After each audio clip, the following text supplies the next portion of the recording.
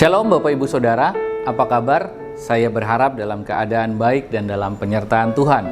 Jumpa lagi dalam Renungan Harian. Kali ini dengan tema tentang kekhawatiran.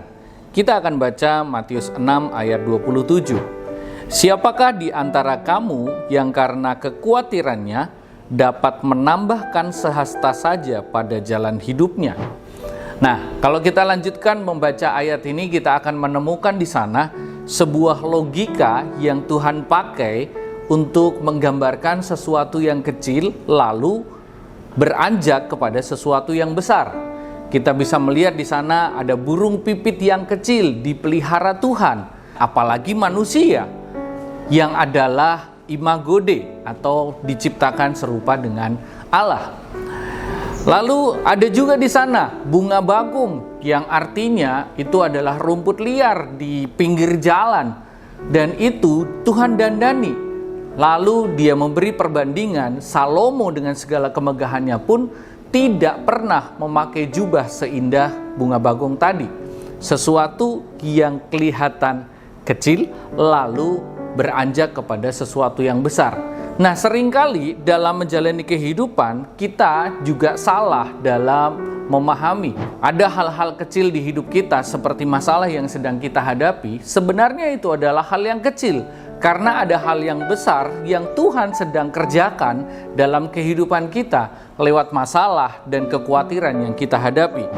Baik, kenapa kok manusia itu khawatir? Kekhawatiran seringkali hanya dipandang sebagai emosi yang wajar sebagai manusia.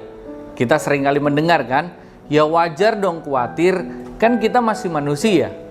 Tetapi sebenarnya kalau kita masuk lebih dalam, kekhawatiran justru sedang menggambarkan bahwa kita sedang gagal memahami karakter Allah yang baik. Kekhawatiran juga menjadi tanda bahwa kita sedang fokus untuk mengandalkan diri dan performa kita yang naik turun. Kalau kita sedang baik performa dan keadaannya, maka kita tidak khawatir. Tetapi ketika keadaan dan performa kita sedang turun, kita menjadi khawatir. Hal ini sebenarnya sedang menandakan bahwa kita fokus pada kekuatan kita sendiri.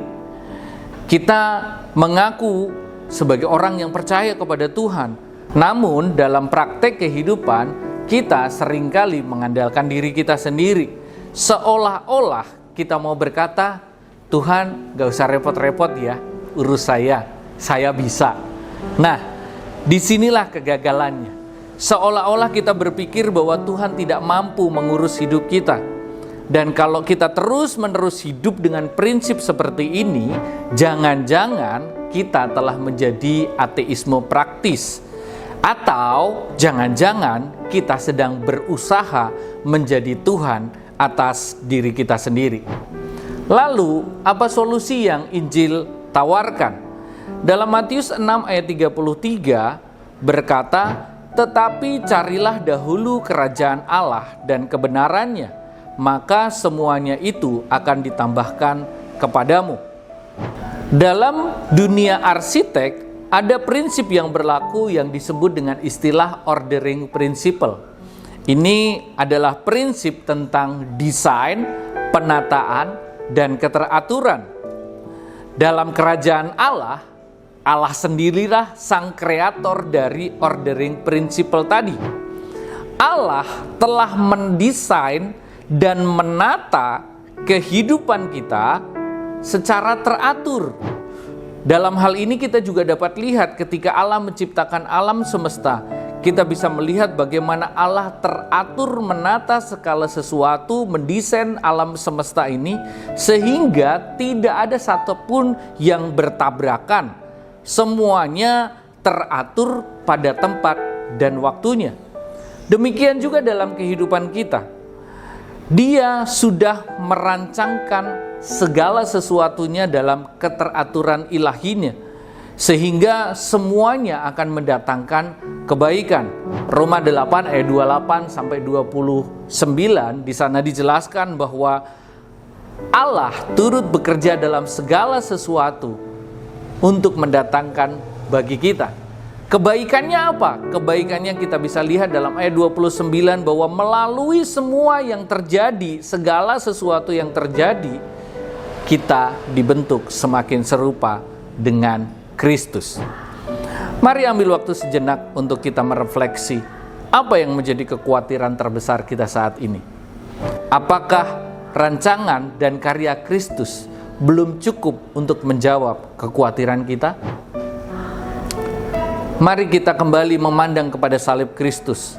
Ketika Dia berkata, "Sudah selesai," itu bukan hanya berbicara tentang Dia sudah selesai menebus hidup kita, tetapi ini juga berbicara bahwa Dia sudah selesai merancang desain hidup kita, bahkan sampai pada kekekalan. Dan sekarang Dia sedang menata hidup kita melalui keteraturan waktu dan keadaan yang Tuhan izinkan terjadi dalam hidup kita.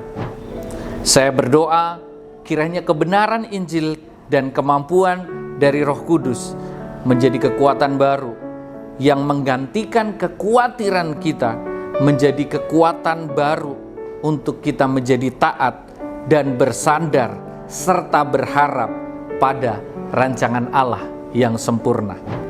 Inilah tindakan nyata dari pengakuan iman kita ketika kita mempercayakan diri sepenuhnya kepada kehendak-Nya. Immanuel, Tuhan Yesus menyertai kita. Amin.